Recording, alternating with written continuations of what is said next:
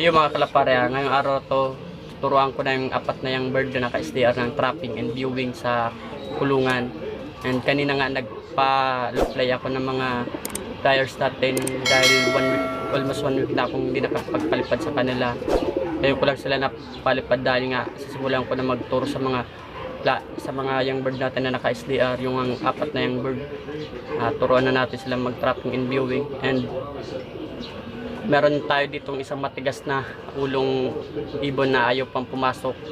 Kanina pa galing routing, checkered siya, ayaw niya pong pumasok. Siya lang yung naiwan sa labas.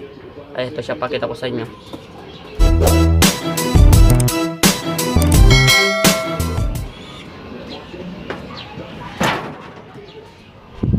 Show.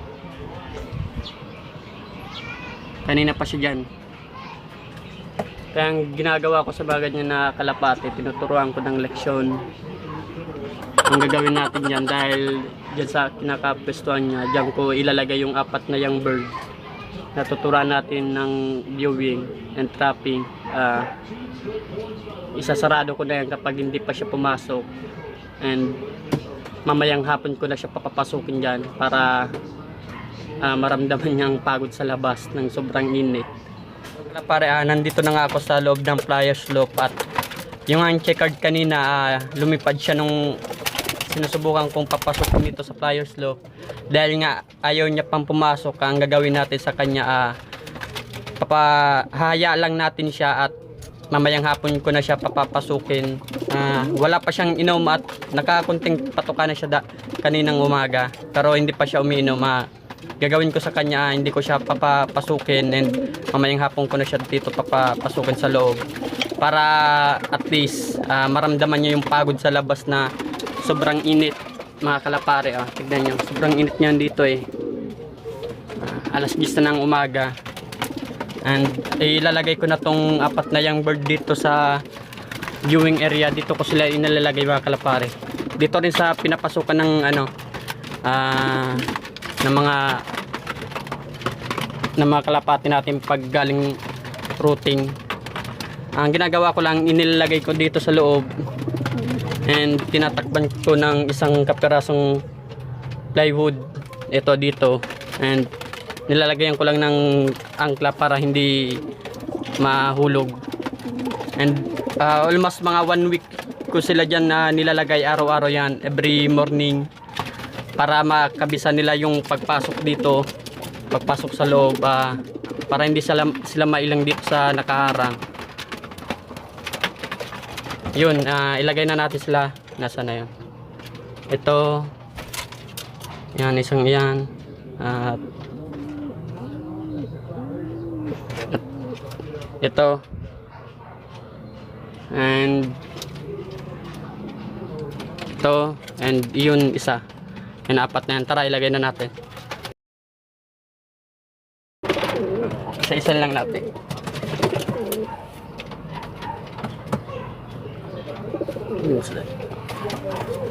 Maghapon ko sila dito ilalagay, mga kalapari. Hapon ko na sila dito inaalis. Ang ginagawa ko lang, bubuksan kapag alisin ko na sila dito, alisin ko tong plywood, and hayaan ko lang silang mismo ang pumasok ng kusa. Araw-araw natin tong gagawin hanggang sa matutunan nilang lumipad ng kusa.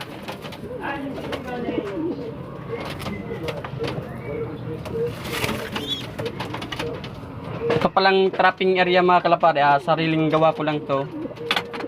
Sirampayong lang itong bakal na to. Nilagyan ko ng bisagra at yan, kinabit ko na. Natin itong plywood, ganito lang.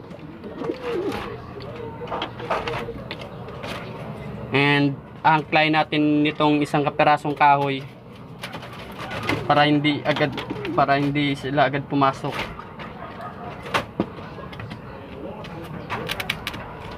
Almost ito ang lagi kong ginagawa sa mga kalapate ko, sa mga young bird ko kapag may mga bago akong young bird.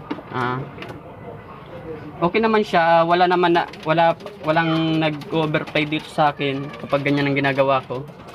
Sariling pamamaraan ko din ito. And okay naman siya.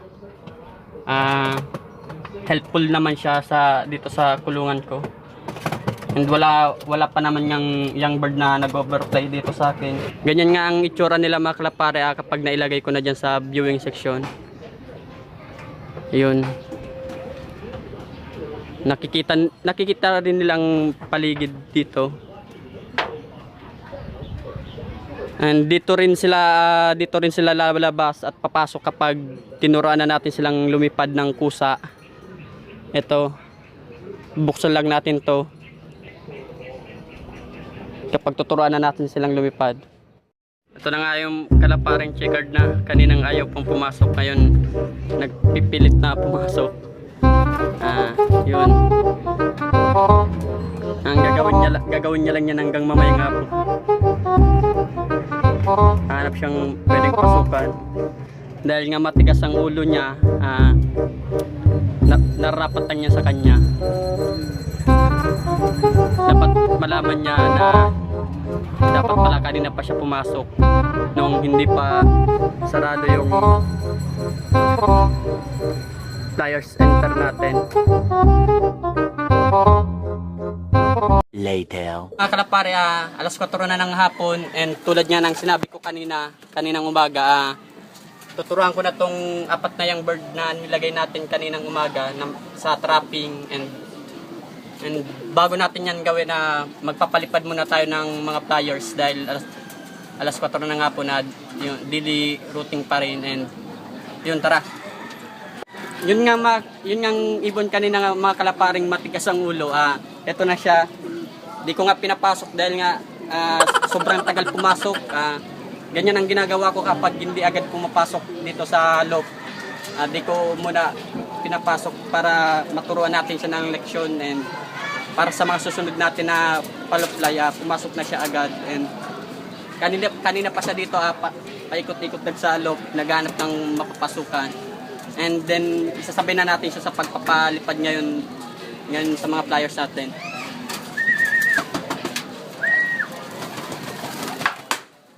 Paliparin na muna natin sila bago natin turuan to mag-trapping mga young bird, para hindi sumabay sa paglipad.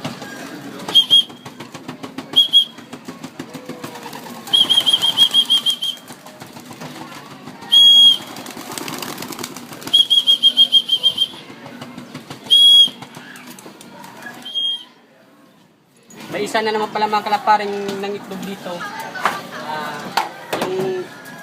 Yung naka-NDR. Nangitlog na naman. Pero pinalitan ko na to pinalit ko na ay fake egg. Dahil di ko pa sila papapisay ng itlog, dahil nga next breeding season na tayo magbe-breed ng panibagong mga panglaro natin sa sunod na taon.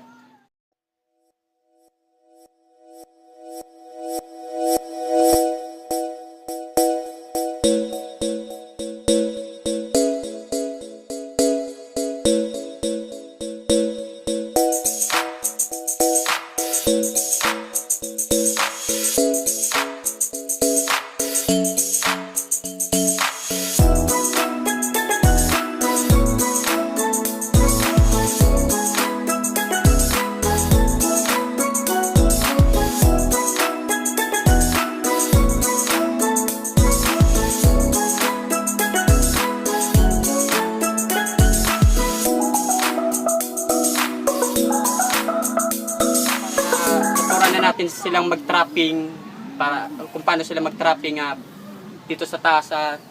Alisin ko na tong plywood na nilagay natin kaninang umaga. And alisin na natin tong plywood para maturuan na natin sila.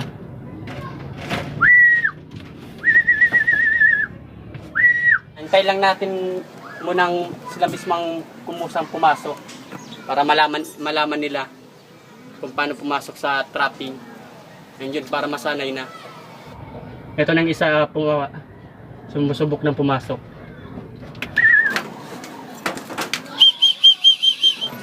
Mga 1 week natin silang tuturuan na ganyan ang sistema nila araw-araw. And every afternoon din natin sila sasanayin na pumasok sa trapping. And kapag umaga naman, dyan natin sila ilalagay para makapag-viewing sila ng maayos.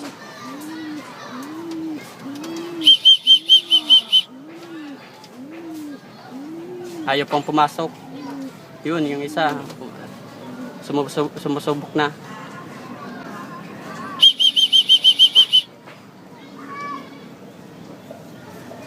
Naninibago pa sila.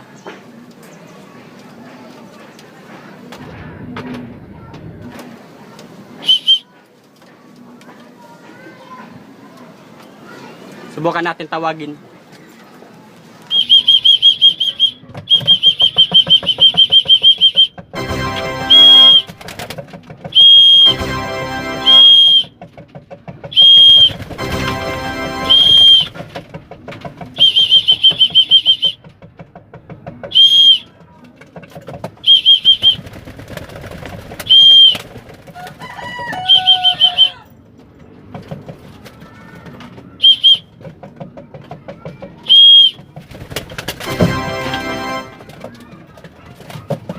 Kalapare, ganun lang ang pag gagawin natin araw-araw. Ganun lang ang pagtuturo sa mga bagong inakay, mga young bird natin.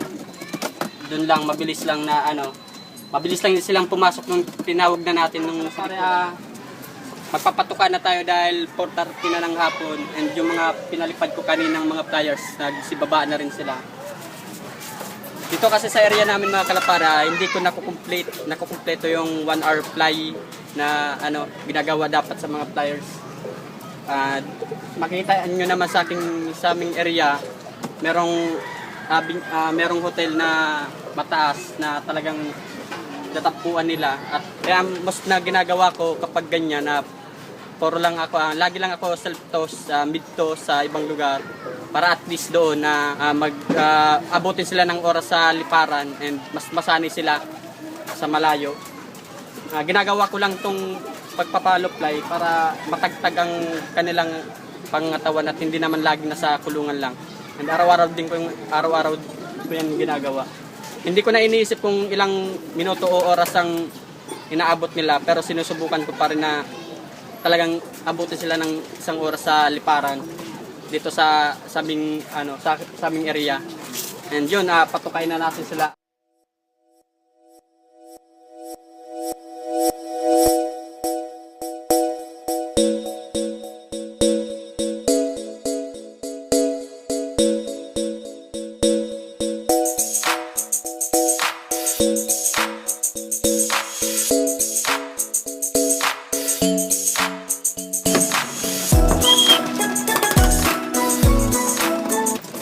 Ito na nga yung mga kalaparing kaninang umagang hindi agad pumasok.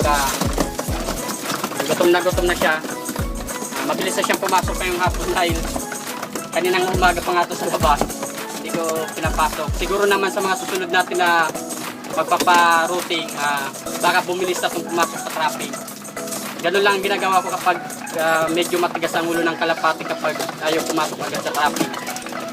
Para masanay siya agad sa traffic na pumasok.